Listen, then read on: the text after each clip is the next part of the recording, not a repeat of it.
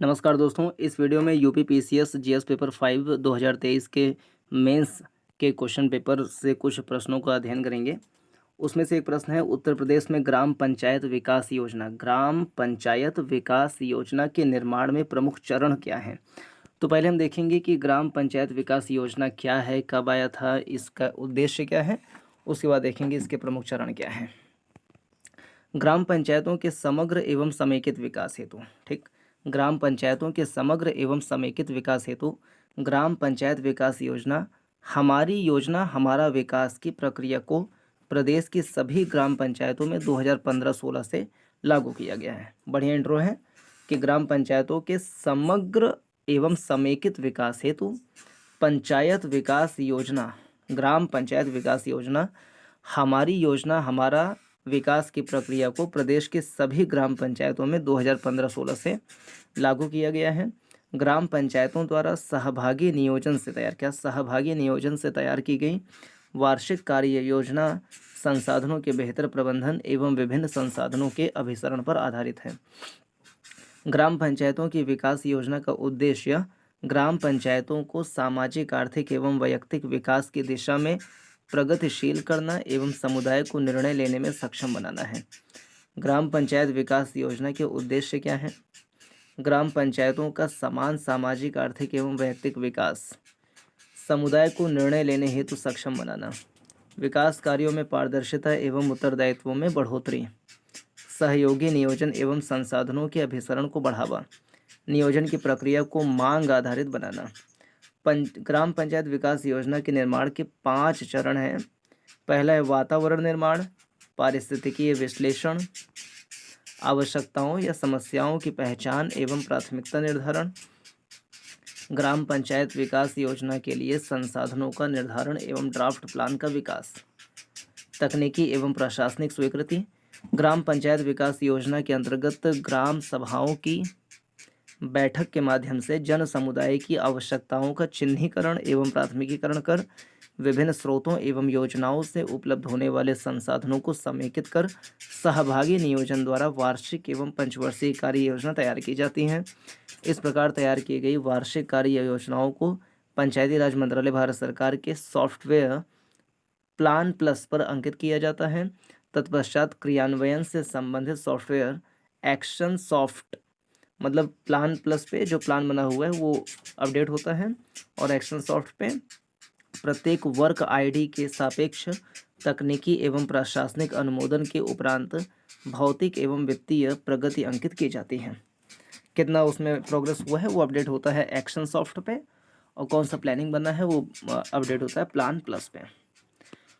Uttar Pradesh data centre नीति 2021, Uttar Pradesh data centre नीति 2021 के प्रमुख उद्देश्य क्या हैं? सिंपल सा प्रश्न पूछा हुआ है।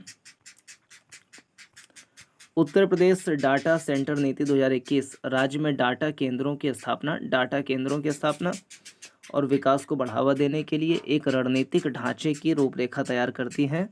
यह नीति आर्थिक विकास को बढ़ावा देने, रोजगार के अवसर पैदा करने एवं डिजिटल बुनियादी ढांचे में सुधार हेतु बनाई गई है। इसमें बताए गए प्रमुख उद्देश्य निम्नलिखित हैं। उत्तर प्रदेश डाटा सेंटर नीति 2021 के प्रमुख उद्देश्य क्या हैं? उत्तर प्रदेश को डाटा सेंटर उद्योग हेतु एक अधिमानित निवेश गंतव्य के रूप में स्थापित करना, और उत्तर प्रदेश में 250 मेगावाट शक्ति वाले डाटा सेंटर उद्योग विकसित करना, 20,000 करोड़ रुपए के निवेश आकर्षित करना, उत्तर प्रदेश में कम से कम 3 अत्याधुनिक निजी डाटा सेंटर स्थापित करना। इसकी विस्तार से थोड़ा देखें उद्देश्य क्या है। डिजिटल परिवर्तन नीति का प्राथमिक उद्देश्य राज्य के डिजिटल परिवर्तन में तेजी लाना है।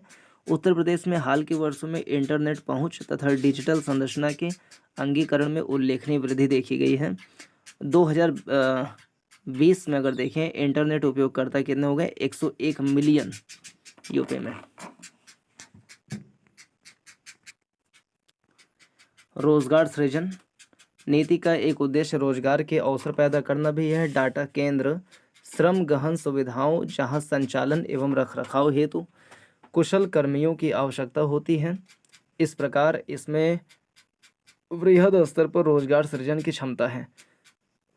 उदाहरण के लिए भारत के डाटा उद्योग में 2025 तक 1.6 मिलियन रोजगार सृजन का अनुमान है। बुनियादी ढांचा का विकास।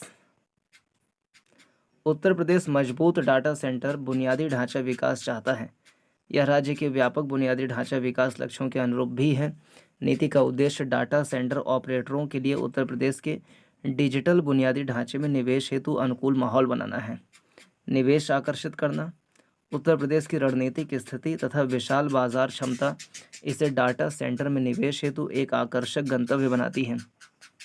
यह नीति डाटा सेंटर ऑपरेटरों को आकर्षित करने, राज्य के लिए आर्थिक विकास एवं राजस्व सृजन को बढ़ावा देने हेतु प्रोत्साहन एवं समर्थन प्रदान करती है। फिर डाटा सुरक्षा एवं गोपनीयता, आर्टिकल हम इसमें 21 की बात भी कर सकते हैं। यह नीति यानी कि Uttar Pradesh data centre policy 2021 सुरक्षा एवं गोपनीयता अनुपालन पर जोर देती है, क्योंकि जैसे जैसे डाटा उल्लंघन एवं साइबर खतरों में वृद्धि हो रही है, डाटा सेंटरों में संग्रहीत डाटा की सुरक्षा सुनिश्चित करना और अधिक महत्वपूर्ण होता जा रहा है।